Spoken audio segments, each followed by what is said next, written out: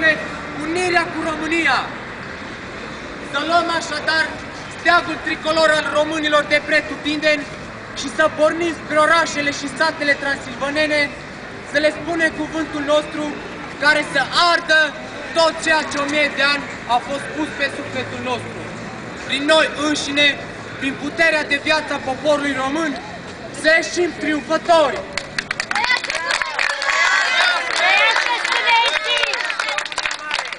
Mă numesc Amos Frâncu și în calitatea mea de comisar militar, frați români, vă spun azi că pacea și visul nostru de a ne uni cu restul țării se va împlini în acest moment istoric. Sunt tribunul moților, chem frații moți să împăptuiască alături de noi visul întregului popor.